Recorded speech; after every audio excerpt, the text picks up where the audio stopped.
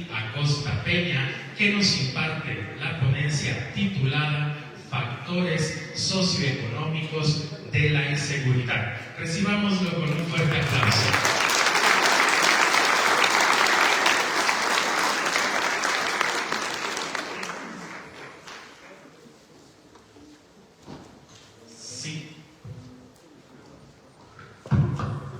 Muchas gracias. Muy buenos días, con el permiso del presidente municipal, con el permiso del secretario de Seguridad Pública, de los presidentes municipales, de las autoridades que hoy nos acompañan y de todos quienes en esta ocasión tienen la tarea de participar en este foro internacional para fortalecer los conocimientos. Yo por eso felicito a las autoridades de este municipio de Ocoyucan, porque uno de los principales problemas que aparecen en las encuestas que se realizan a la ciudadanía como problema es el problema de la seguridad. Cuando le preguntan cuál es el problema principal que encuentras en tu municipio, la respuesta es la seguridad. Entonces, teniendo esto en cuenta, pues hay que hablar de la seguridad y hay que ver qué decir de ella. Y en este caso, yo voy a hablar de un factor que es la filosofía del delito, teniendo en consideración los aspectos socioeconómicos, ¿no? Yo no voy a hablar de la práctica del delito ni la parte del derecho, de la que ya hizo excelente participación el maestro que me antecedió, dando elementos teóricos sobre lo que hay que hacer como primer respondiente. Pero ahora vamos a irnos un poco más a lo profundo. Algo de esto destacaba también nuestro ponente anterior, pero ahora vamos a tratar de definir o de describir por qué razones los individuos en una sociedad delinquen. ¿Cuál es la razón de fondo, la razón profunda? Y aquí, pues la respuesta no es una respuesta sencilla, pero lo que sí puedo adelantar es que, a ver, la pregunta es un problema psicológico, es un problema neurológico, nacimos malos. Va a haber una gráfica que nos va a hacer esa pregunta. Y está descartado de que el ser humano sea malo por naturaleza, es decir, que hay una sección en el cerebro que lo lleve a delinquir, ¿no? No es cierto que un niño al nacer agarre las tijeras y se las esté llevando, ¿no? De ahí del quirófano, o agarre ahí algo del teléfono de la enfermera y se lo esté llevando, ¿no? No, eso no sucede. Entonces, primero, vivimos en una sociedad dividida en dos, fundamentalmente. Los que tienen medios para producir, es decir, fábricas, los dueños de esos medios para producir, y los que no. Y la inmensa mayoría no los tienen.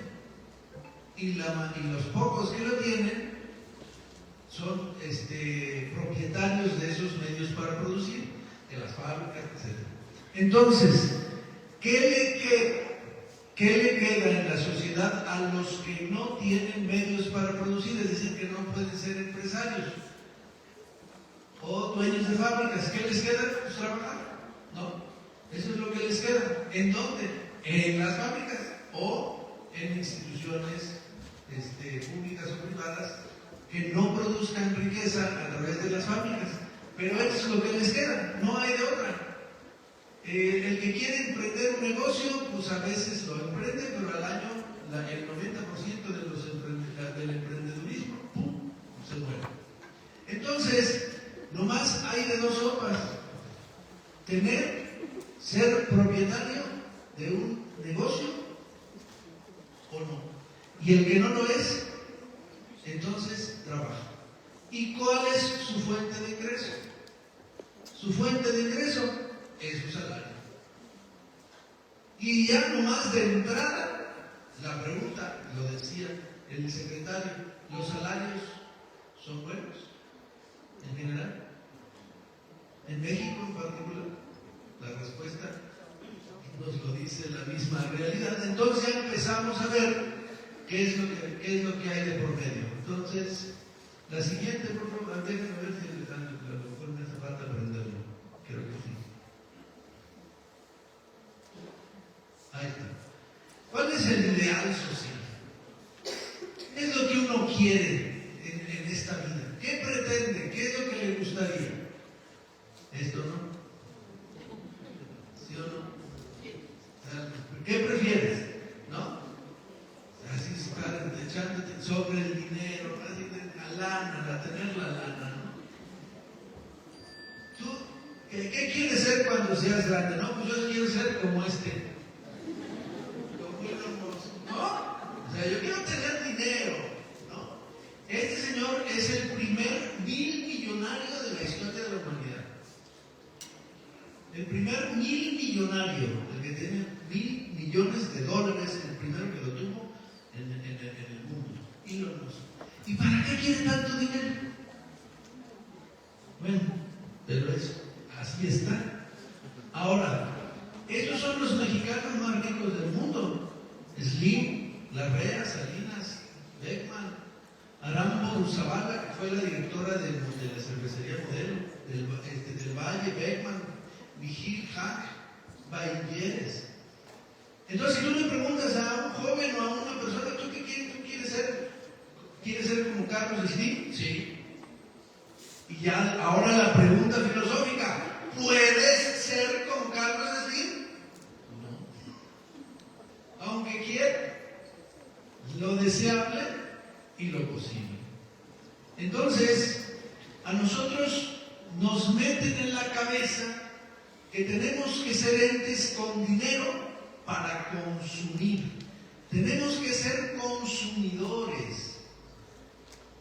Nos venden mercancías de todo tipo y en la cabeza ahí está, consumir, consumir, consumir. Ese es el ideal social. ¿Tener dinero? ¿Para qué? ¿Para qué quieres tener dinero?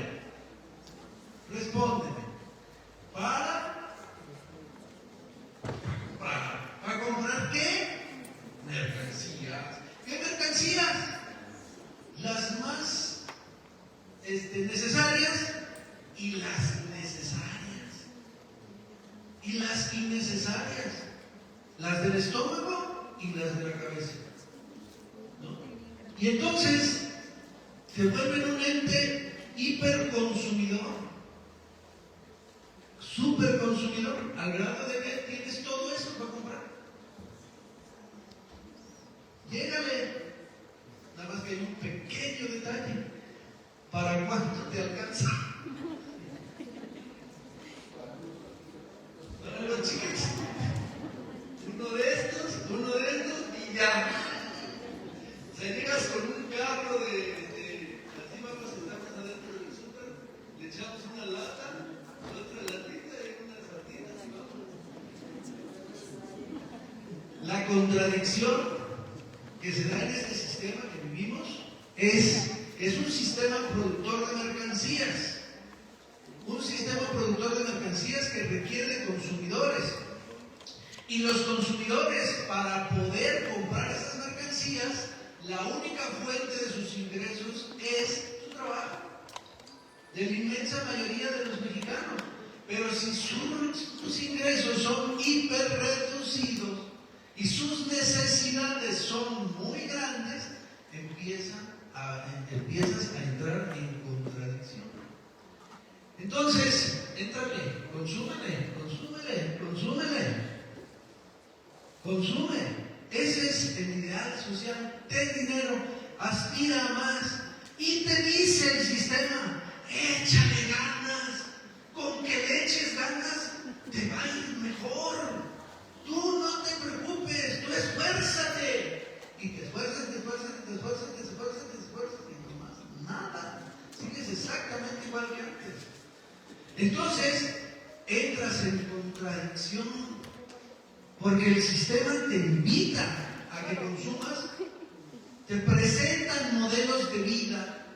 Por ejemplo, cuando te ofrecen para vender como decimos los mexicanos, cornflakes, aunque son cornflakes, Pero bueno, nosotros decimos cornflakes. Y los cornflakes, corn es maíz y flake es hojuela de maíz. Entonces, ¿cómo sale el anuncio de los cornflakes? Sale el anuncio, el papá, la mamá sirviendo el desayuno, el papá sentado, el niño y la niña sonrientes, y en eso ves tú el plato que le cae azúcar y brinca en las hojuelas, ¿no? Y luego viene la leche blanca, blanca, blanca, y ¡guau! Rebota. Y luego cae una fresa. ¡Wow! Llegas a tu casa, te sientas en la mesa y le dices a tu esposo, ¿y mi cornflakes? ¡Sírvete, ahí está! Y la fresa, que es agua de la Conasupo, leche, pues. Esa es nuestra realidad. O sea, perdón por la ironía, pero es una realidad que, por un lado, te incitan a que tú consumas, y en la realidad no se puede. En muchas casas de Puebla que viven en los alrededores de las zonas conurbadas, de las zonas urbanas, no hay ni cocina. Hay solamente un horno de microondas para poder hacerse maruchans. Y ya no hay comidas familiares, como las que dice la televisión. Porque la gente tiene que trabajar para ir y traer algo de dinero para poder pagar la luz, el agua, para poder pagar las cosas que apenas tiene. Entonces, consume, consume, consume. Y ese es el ideal. Y no es una cosa nueva. Esta propaganda es de los años 50, pero se parece a la actual. O sea, el ideal, sí, el planteamiento es consume, consume y consume. ¿Y qué te ofrecen? O sea, ¿cuál es el mensaje? Si tú consumes esta coca, vas a tener una mujer como la que está aquí, o como la que está acá. Señores, denle la coca. ¿Se me explicó? Le entras a la coca y nomás no llega. Pero eso sí, la panza. Mientras ya consumiste. Entonces, ¿te gustaría tener una casa como esta? Pues sí, ¿no? Nada más que con tu salario podrás tenerla. Ahora que venía yo para este colegio, hay un letrero que dice, hazte de tu patrimonio, tu casa, 3 millones de pesos. No, pues no. Hazte la cuenta. Divide 3 millones de pesos entre el salario mínimo, 200 pesos. ¿Cuántos años tienes que trabajar? ¿Les hago la cuenta? Fíjate, una persona que gana el salario mínimo tiene que, si son 3 millones de pesos, aquí está, 3 millones de pesos, los dividimos entre 250 pesos que le paguen, estamos hablando de 12,000 días de trabajo. Entre 365, 32 años de trabajo. 32 años sin comer.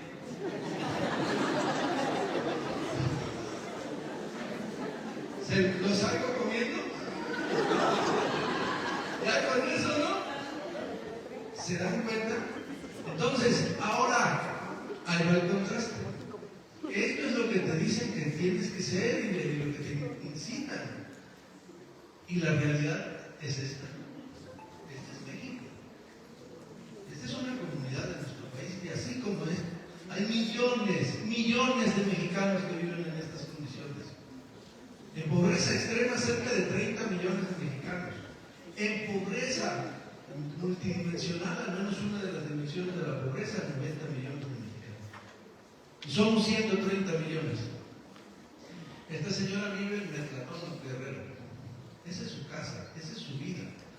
¿Va a poder algún día alcanzar, aspirar a comprarse una bolsa de marca? Jamás. Esa es su condición. Y ante eso, entonces, ¿cuál es la realidad de nuestro país? Pues que la gente no tiene y le exigen que aspire, que compre, que consuma. Entonces, esta es nuestra realidad. El salario que tenemos no nos alcanza. Entonces hay una contradicción clarísima entre el ideal social y la realidad material que vivimos. Entonces, la pregunta inicial fue, naturalmente somos delincuentes, así por naturaleza nacimos delincuentes. La sociedad empuja a los jóvenes, a los adultos a delinquir. ¿Por qué? Para alcanzar el ideal. Como no se cambia el ideal, como el ideal permanece, como cambian los gobiernos, los partidos, pero el ideal sigue siendo el mismo, consume, hazte de riqueza, trabaja, esfuérzate y vas a poder salir algún día de tu pobreza, aunque no sea cierto. Pero el ideal sigue siendo el mismo. ¿Y todo para qué? Para que los que trabajan y producen y generan la riqueza no disfruten de ella. Y los que disfrutan de la riqueza no trabajan. Ahí está la contradicción. Entonces, la canasta básica ni siquiera la puede alcanzar una familia con lo poquito que le da el patrón. La acumulación de la riqueza es tal que el 1% de la población tiene en sus manos la riqueza que el 99% restante requerimos para vivir, dice Joseph Stiglitz. Esa es la condición que nosotros vivimos. ¿Quién crea la riqueza? ¿Quién crea la riqueza? Porque aquí está otra contradicción. La riqueza, dice Engels, tiene padre y madre. La madre de la riqueza es la naturaleza y el padre es el trabajo. Pregunta, ¿quién trabaja? ¿Quiénes crean la riqueza? ¿Los obreros? ¿Los trabajadores? ¿Ustedes? ¿Ustedes crean riqueza social con su trabajo de práctica? Pero digamos, riqueza material, ¿quién la crea? Pues el obrero, ¿no? Y miren ustedes, este niño crea la riqueza. ¿Cuánto le van a pagar a él? ¿Más de lo que lleva en su canasta? No. Mucho menos de lo que lleva en ese lote le van a pagar. ¿Y cuántos lotes va a llevar al día? ¿Se dan cuenta? Entonces, tanto esfuerzo de un jovencito de esta naturaleza, ¿para qué? Para enriquecer al dueño del jitomate. Entonces, ahí ya se ve de entrada que quien crea la riqueza es este niño. Y quien se queda con la riqueza no es este niño. Él no es. Él nomás le van a dar menos de lo que van a sacar de la venta de este. Vamos a poner un ejemplo. ¿Alguien no ha comido pan vivo? Todos, ¿no? Todos. Este es su dueño, Daniel Cerniche. Este es su dueño. ¿Saben cuánto gana por día el señor? ¿Cuánto creen? Mucho. 21 millones de pesos diarios gana el señor. 21 millones de pesos al día. Él hace el pan. ¿Quién lo hace? Él, sus tíos, sus primos, sus hermanos, sus amigos. Los señores que trabajan allí son los que hacen el pan. Ella. ¿Cuánto ganan ellos al día? 183 pesos en promedio al día. ¿Me fijan? Ellos crean la riqueza y otros acumulan. Entonces, pregunta, ¿somos malos por naturaleza? No. Las razones por las que se delinque es por razones sociales. por hambre. Y si no es por hambre, es por ambición de poder, por querer más, por consumir, por tener, por el ideal social. Entonces, estás en una contradicción. El sistema te obliga a que seas malo. Yo he escuchado jóvenes que dicen cosas, pues, feas, pues, ¿no? Que ellos no quieren ser como sus padres, y ahorita lo vamos a ver. No hay chip en el cerebro de la maldad. Es una condición social. Es una condición social. Entonces, filosofía del delito. Vivimos en el sistema capitalista, que está putrefacto. Vean ustedes a Estados Unidos. ¿Cómo están los drogadictos en Estados Unidos? Vean busquen ustedes en YouTube a los drogadictos en Filadelfia y cómo están así, perdidos por el fentanilo, flacos, o sea, muertos socialmente. Búsquenlos y van a ver. Pero eso no se escapa mucho de lo que vivimos en la sociedad mexicana. Entonces, el sistema capitalista está demostrando sus últimos signos de vida, está putrefacto y nos golpea con sus miasmas, dijo el ingeniero Aquiles Córdoba, nuestro dirigente. Nos invita a consumir, pero no nos da elementos para lograrlo. Nos empuja como sociedad a delinquir para tener, para adquirir, para alcanzar algo de riqueza. Esa es la verdad. Entonces, fíjense ustedes, esta es una gráfica del consumo según los datos del INEGI.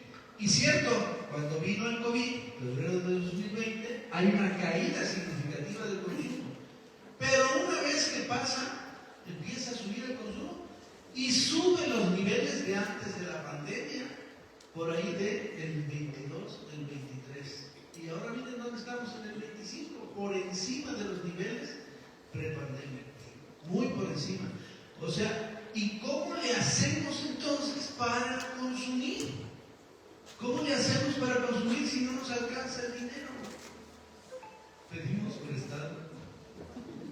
Y los mexicanos somos de los países que tienen más deudas con Coppel, con las Aztecas, los cajas de ahorro, con el vecino que nos prestó lana. Y cuando no puedes pagar, viene la primera deuda, la segunda deuda, la tercera deuda, el cuarto deuda, y ya se vuelve, deja el terreno económico para pasarse al terreno delictivo. Y sin querer, porque no tenías la intención, te vuelves delincuente, porque ya no pagaste la deuda. Y entonces vienen y te persiguen, te hacen juicio, y cuando es el caso, te embargan, te ponen una sanción. Y entonces eres delincuente pasivo, y bueno, por pedir dinero. O sea, el ideal te empuja a la delincuencia. Ahora, dice Marx, la historia de todas las sociedades hasta nuestros días es la historia de la lucha de clases. El problema es que en ningún lugar se plantea que lo que hay que hacer es acabar con la diferencia de clases. Que lo que hay que hacer es acabar con la diferencia de clases. Que la riqueza que producen los trabajadores se distribuya de manera equitativa entre los trabajadores. Eso no se podrá. Si científicamente se puede producir al interior de la fábrica como se hace, con un rigor matemático y científico, no se podrá distribuir la riqueza con el mismo rigor matemático y científico. En función de la aportación de cada individuo en la sociedad, se puede. Pero ¿qué es lo que sucede? Afuera de la sociedad no hay reglas. Es la regla de todos contra todos. ¿A poco la Coca y la Pepsi son amigos? No. Son enemigos. Y lo que les interesa es ganar el mercado. Y no quieren reglas, no quieren restricciones. Entonces, hay una ley de todos contra todos. Y eso es lo que genera un problema que no se corrige si no se le atiende como problema. Entonces, desde el origen, los dueños de los medios de producción fueron el esclavista, el señor feudal y luego el capitalista. ¿Y a quién explotan? Al esclavo, al siervo de la gleba y ahora al obrero. Esta es la condición de vida de la historia de la humanidad reciente, desde el surgimiento de la propiedad privada. Esto casi no se trata, en las escuelas no se ve, en casi ningún lado se ve, y ese es el problema fundamental que hay que corregir. Esto es la sociedad, y aquí está el problema fundamental de por qué la gente delinque.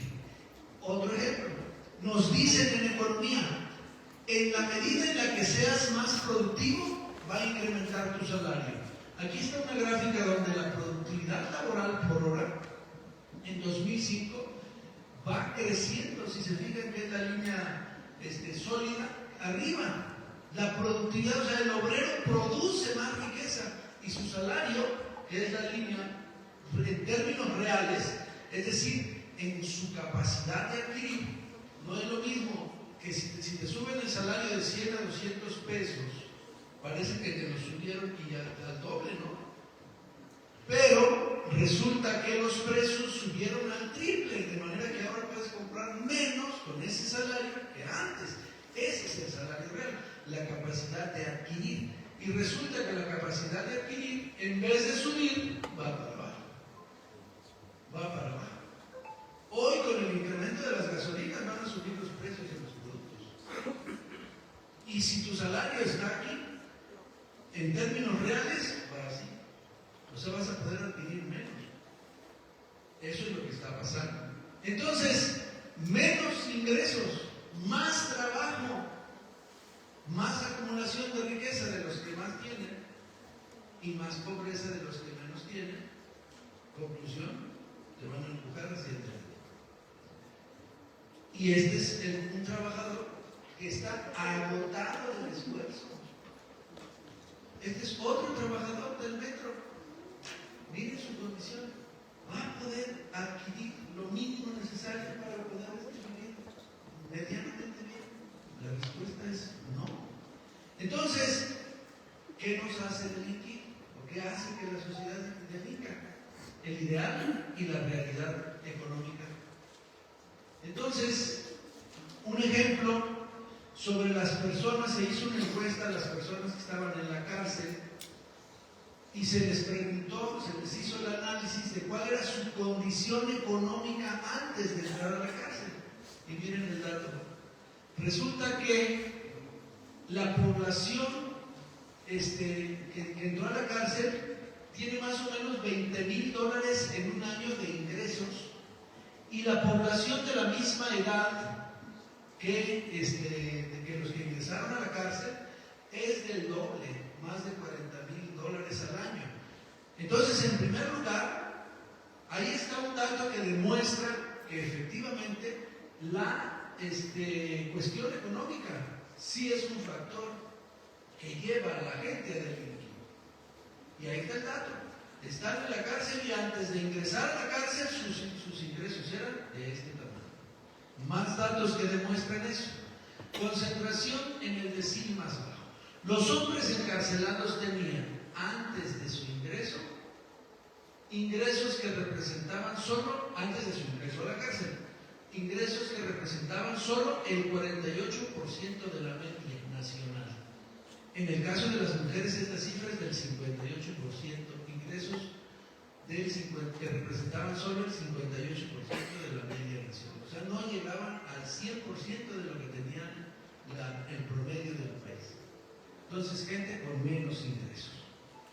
Vulnerabilidad extrema. En países de América Latina, más del 60% de los reclusos reportan haber tenido trabajos informales de baja cualificación, albañilería, jornaleros, comercio ambulante, o estar desempleados antes de su captura. 60% trabajaban en el sector informal. De hecho, en México, el 60% de los trabajadores trabajan en el sector informal de la economía en México. Bajo nivel educativo. existe una correlación directa. Más del 70% de la población penal en la región no terminó la educación secundaria, lo que limita sus oportunidades en el mercado laboral. 70% de los que están en la cárcel no terminaron la secundaria. Entonces, educación. ¿Por qué no fueron a estudiar? Porque tuvieron que ir a trabajar. ¿Y cuánto les pagaban? Pues muy poco, muy mal. Estaban en el sector informal. Y si estaban en el sector informal, pues finalmente fueron empujados hacia la delincuencia. ¿Cómo se explica, pues, entonces la delincuencia? Pues justamente uno de los factores socioeconómicos son su condición. Dice, los jóvenes, prefiero una vida corta pero bien vivida que una vida larga y pobre como la de mis padres. Esa es la condición. Eso es lo que plantean los tiempos modernos. Esta es la condición. Y por eso, cuando le dicen a un joven, me acuerdo de un caso de Morelos, que le invitaban a decir, te pago 5,000 pesos por cada persona que yo te diga que vas a matar. Va. Le daban arma, 5,000 pesos y mataba, y al matar iba y cobraba, y era un chavito de 15 años, no sé si se acuerdan, que era un asesino serial en Morelos. Y ahora lo que pasó con el caso del que nos describió muy claramente el maestro. Él decía, tiene dinero, pero entonces ¿qué lo invita a delinquir? ¿No? Aparentemente, pues lo mismo. No está satisfecho a pesar de tener todo lo que tiene, con lo que tiene, quiere más. O sea, está inconforme con la sociedad en la que vive porque no quiere más. Quiere ser como Elon Musk, pero no le alcanza, aunque tenga familia y una casa acomodada, aparentemente. De todos modos, no es suficiente. El sistema te incita a más. No tiene límite el consumo, no tiene límite el adquirir. Dijo un hombre, viví una vida de perro que no se la deseo a nadie. En la cárcel fui un esclavo, trabajaba solo para tener derecho a comer, Ricardo. O sea, en su vida normal fue una vida muy mala. Y en la cárcel, peor, trabajaba como esclavo para solo poder vivir. Hay un estudio que cuesta más o menos 250 pesos por día un preso, que si se invirtiera ese dinero en reinserción social, tendría mejores alcances. Pero resulta que sale más caro tenerlo en la cárcel. Y segundo, como los pobres no tienen la posibilidad de contratar a buenos abogados, porque si todos somos iguales ante la ley, pero unos somos más iguales que otros, los que tienen dinero para pagar la justicia, ¿no? Cuando no tienes dinero para pagar la justicia, tu sentencia, hay gente que tiene 9, 10 años en espera de una sentencia. Por un delito menor, o sea, no tan grave. O sea, grave, pero no fue homicidio. Entonces, pues, ahí está. Ahora, yo hice para esta ponencia un modelo matemático estadístico para probar si había alguna relación entre la cantidad de delitos en los municipios y su nivel educativo. ¿Sí? La variable dependiente, es decir, la que yo quiero medir, es el número de delitos por municipio. Entonces, saco del Secretariado de Seguridad la base de datos de todos los municipios, agarro los municipios, sumo los delitos que se dieron en cada caso por año y ya luego tengo municipio por municipio cuántos delitos se presentaron, del tipo que sea. Entonces unos presentan más, otros menos delitos. La segunda es la variable rezago educativo, está en porcentaje. Entonces, si decimos que en este municipio hay un 20% de rezago, significa que la población que podía estudiar a un nivel como de prepa y que no está estudiando es el 20%. Teniendo la edad para estudiar, no la estudia, tiene el 20%.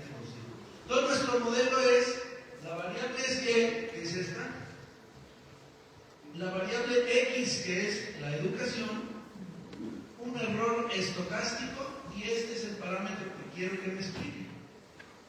Si ven este parámetro, que es el que voy a indagar, es positivo, entonces significa que conforme aumenta el rezago educativo, aumenta la delincuencia. O sea, y si baja el rezago educativo, entonces baja la delincuencia. ¿Sí? Eso es lo que yo espero. Entonces hago este modelo y aquí está: delitos por municipio, pendiente de la renta, y miren ustedes, el resultado es significativo y es 12.95. ¿Qué significa? Dio positivo, mayor que 0, y esto significa que si tú incrementas en una unidad el rezago educativo, el número total de delitos aumenta casi en 13 de todos los delitos. Eso significa, si tú aumentas en una unidad el rezago educativo, entonces aumentas los delitos en 13. Lo mismo al revés. Si tú disminuyes el rezago educativo en una unidad, en 1%, se reducen los delitos en 13. Conclusión: hay que mejorar la situación del rezago educativo. Hay que educar a la gente. Algo de eso decía también el maestro y decían aquí la directora de la institución. Entonces, ahí está este modelo. Es solamente lo hice para este foro. Entonces, decía Marx, necesitamos una educación nueva para una sociedad nueva. Y una sociedad nueva para una educación nueva. Entonces, ahorita lo que toca es que nos eduquemos en una nueva visión. No podrá ser que nuestra sociedad sea una sociedad en donde tú puedas tener un ingreso que te alcance para mantener a tu familia, para tener lo mínimo indispensable, no andar pensando en cosas vanas. Me tocó ver en la calle Campos Elíseos, en Francia, en París, que es donde están las tiendas más prestigiosas. Fui y vi una carcasa de un teléfono iPhone, de los antiguos, y dije, a ver cuánto cuesta. Y cuando voy a ver, 5,000 euros. ¿Qué? 100,000 pesos una carcasa, no manches. ¿De qué? De oro. ¿Era de oro? ¿Era de oro? ¿Tú para qué quieres una carcasa de oro? Dime. O sea, eso son lujos excesivos. Entonces, una sociedad educada en la modesta medianía, como decía Benito Juárez, pues sería suficiente al tener un teléfono que nos permita comunicarnos, pero no excesos como esos. Una educación nueva necesitamos para construir una nueva sociedad. Una nueva sociedad, a ver, piénsenlo así. ¿Cuál es la contradicción de este sistema? La contradicción de este sistema es que quien produce la riqueza es la sociedad, ¿no? Quien produce la riqueza son los trabajadores. ¿Quién disfruta de la riqueza? Los ricos, los dueños de la riqueza. Es más, Carlos Slim, si le decimos, a partir de hoy ya no vas a ganar nada, y toda la riqueza de lo que tienes, más bien, te vamos a dejar que te la gastes a una tasa de $1 millón diario. ¿Sí? Diario. Se tardaría 200 años en acabarse su riqueza. Slim. A $1 millón diarios, ¿qué comprarías con $1 millón diarios? Pues primero un helicóptero verde, luego uno amarillo, luego uno rojo, ¿no? ¿Qué te vas a gastar tanta riqueza? Es absurdo este sistema. Entonces hay que cambiar el sistema. El sistema se tiene que cambiar. Y si la producción es social y la distribución es privada, entonces lo que tenemos que hacer es que la producción sea social y la distribución también. No con paliativos, no dándote un poquito más de lana. sino distribuyendo esa riqueza acumulada en unas cuantas manos que no va a servir de nada más que de más acumulación y de armas y de generación de más violencia, como lo está haciendo ahora Estados Unidos, que ya nos amenazó con que nos va a invadir, ¿no? Que para combatir el narcotráfico, y ahí me van a disculpar, un paréntesis. A ver, hablemos claramente. Los que han sido detenidos recientemente y llevados a Estados Unidos o abatidos, son verdaderamente los que llevan el proceso de los recursos, de los grandes movimientos de las drogas. O sea, veamos claramente, hablemos claramente. ¿Puedes tú, haces una transferencia de 10,000 pesos y te aparece una alerta? O se registra una alerta en el SAT. Decían que uno de los capos más fuertes, el Chapo, estaba en la lista de Forbes de los más ricos del mundo, ¿no es así? ¿Dónde está su riqueza? ¿En manos de quién está? ¿En qué bancos? ¿Cómo la movió? ¿Se puede? Piénsenlo. En realidad ellos no son los meros meros. Los meros meros están en Estados Unidos y son la DEA y la CIA. A partir de ahí están los verdaderos capos de las drogas. Agarran a capos aquí en México. Y en Estados Unidos aquí la agarraron. Y a poco allá la droga se distribuye sola. Están por complicidades allá. O sea, no. Por eso, cierro mi paréntesis, no. Lo que necesitamos es una nueva sociedad. La pregunta, a ver, ¿quién produce los obreros? ¿Y por qué los obreros no podrían ser los dueños de las fábricas? Y ellos administrarlas. Y la riqueza producida para organizada de manera social, ¿no se podría? ¿Sí, no? Sí se puede, porque son los que producen la riqueza. Entonces, hagamos de esta sociedad una sociedad feliz. Cambiemos las condiciones, cambiemos la sociedad, eduquemos a nuestros niños, hagamos la distribución de la riqueza de manera más equitativa, que ganen los ricos, pero como dicen los sinaloenses, una cosa es mamar, como las vacas, y otra es llevarse la vaca. Entonces, sí que ganen, pero no que se lleven todo, que distribuyan más equitativamente la riqueza. ¿Y eso se puede hacer en México? Sí se puede hacer. Gracias. Un aplauso para el doctor Brasil Acosta Peña, que ha esta ponencia de factores socioeconómicos de la inseguridad al respecto del ideal social y las contradicciones que hay con nuestro ideal real social. Fuerte el aplauso, sin duda, recibe por parte de nuestro presidente municipal, el secretario de Seguridad Pública, el gobierno de Ocoyucan, a través de la Secretaría de Seguridad Pública y Tránsito Municipal, otorga el presente reconocimiento al doctor Brasil Acosta Peña por su participación en este primer Foro Internacional de Seguridad Pública Ocoyucan 2026. Hablemos de seguridad. Con la ponencia